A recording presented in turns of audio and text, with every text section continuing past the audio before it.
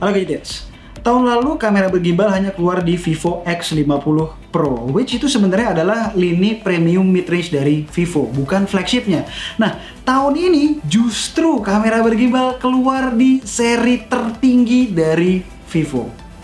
Vivo X60 Pro Plus.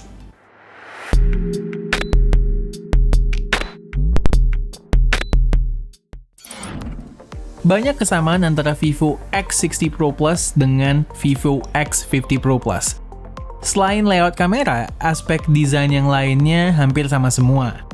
Materialnya menggunakan vegan leather, frame-nya menggunakan brushed metal dengan bagian atas dan bawah yang flat. Bahkan beratnya pun mirip, kurang lebih 190 gram. Demikian juga dengan dimensinya. Artinya, nggak berat, sekaligus nggak berasa kegedean di tangan.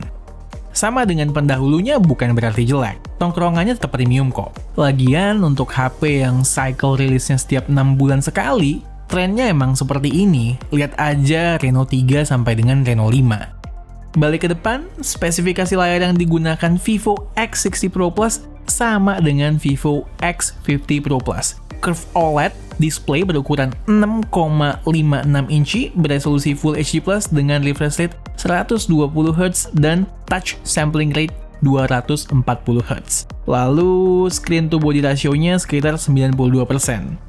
Kami rasa sudah saatnya flagship Vivo mengikuti jejak Mi 11 yang hijrah ke panel beresolusi QHD+, supaya lebih bisa sejajar dengan calon pesaingnya itu. Tapi kalau soal kualitas basic di layarnya, kalian nggak usah ragu. Touch response-nya juga baik.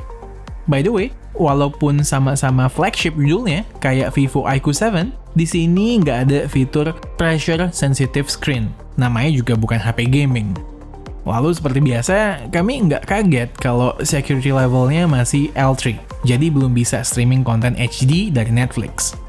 Hal basic lainnya yang kami notice, vibration motornya bagus, dan bukan Vivo namanya kalau respon dari in-display fingerprint sensornya nggak instan.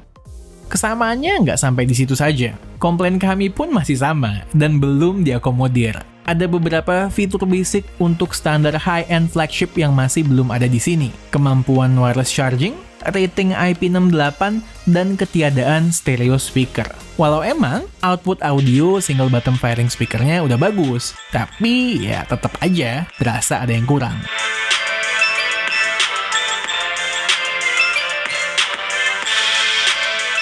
Terus, apa dong yang berbeda dan baru di Vivo X60 Pro Plus dibanding X50 Pro Plus?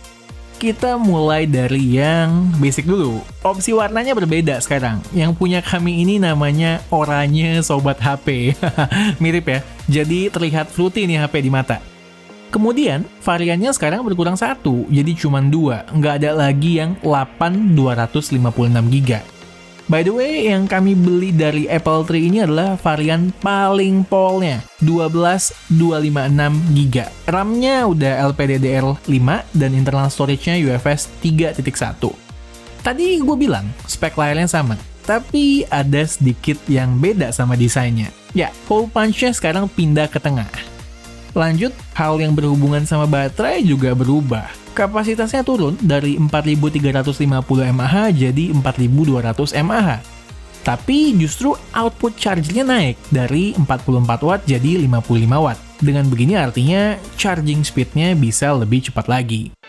Tahun baru, prosesornya pun juga baru, Snapdragon 888. Untuk penggunaan sehari-hari sebenarnya fine-fine aja. Tapi mirip dengan Mi 11 dan Vivo IQ7, Vivo X60 Pro Plus punya kecenderungan untuk overheat dalam penggunaan yang sifatnya heavy load.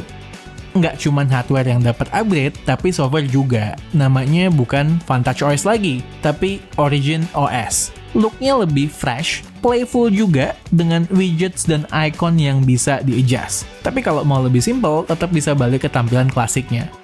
Kami udah membahas dengan detail mengenai performa Vivo X60 Pro Plus di video Battle Snapdragon 888 yang belum lama tayang. Sama halnya dengan Origin OS yang sudah kami ulas di review Vivo IQ7.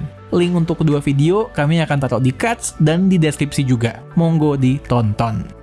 Perbedaan yang paling menarik ada di kameranya. kalian bisa lihat embel-embel Zeiss dan Zeiss T-Star coating pada setup kameranya. Vivo sekarang sudah menggandeng Zeiss untuk mendevelop mobile imaging system bersama. Intinya mereka punya lab dan tim R&D barengan. Tentunya, hasil kolaborasi kedua belah pihak, baik secara software maupun hardware, akan diterapkan di X60 Pro Plus. Pertanyaannya, apakah artinya X60 Pro Plus menggunakan lensa Zeiss? Kalau kata website resmi Vivo yang menjual HP ini sih, iya. Tapi, kalau dari press release kedua belah pihak, tidak disampaikan secara eksplisit. Kalau menurut kami, bukannya pakai lensa merek Zeiss, tapi dikembangkan bersama oleh kedua belah pihak, lalu diberi sertifikasi oleh Zeiss. Sensor kamera utama X60 Pro Plus masih sama kayak pendahulunya.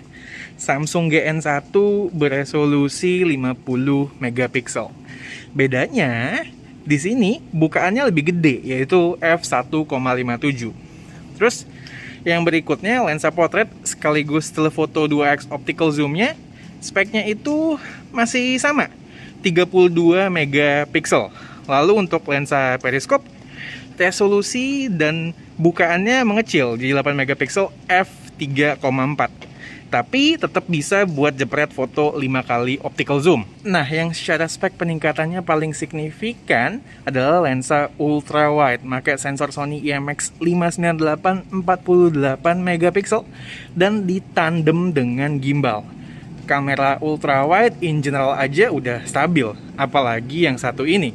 Tapi memang resolusinya itu, ini gue pakai mode ultra stable, itu di lock di 1080p 60 fps. Secara keseluruhan, gue benar-benar terkesima sama hasil foto dari Vivo X60 Pro Plus. Kemarin itu gue sempat jalan-jalan malam, jepret-jepret bandingin sama iPhone 12 Pro Max. Dan overall itu hasil foto dari semua kamera Vivo X60 Pro Plus lebih bagus dari iPhone 12 Pro Max. Padahal gue pakainya cuma mode auto doang. Mayoritas orang yang komen di Instagram juga bilang hal yang sama. Coba deh kita lihat bareng-bareng sampel foto-fotonya.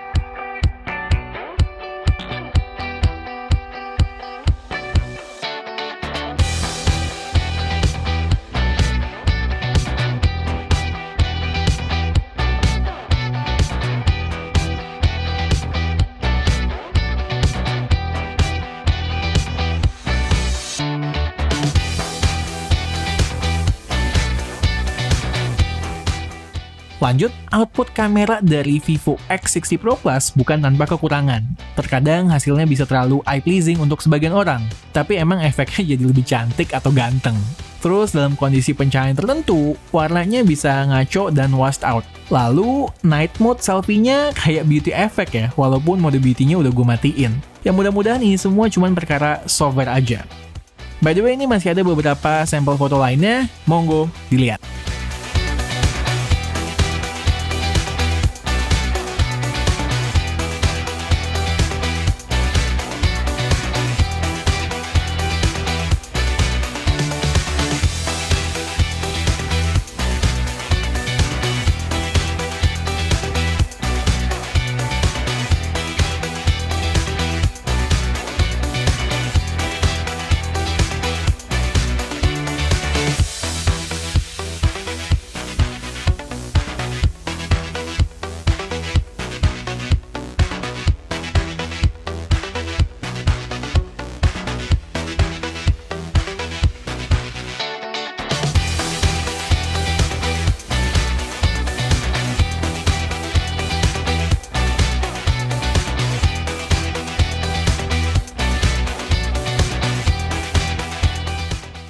Menurut kami, ini adalah handphone komersial terbaik yang pernah dibuat oleh Vivo.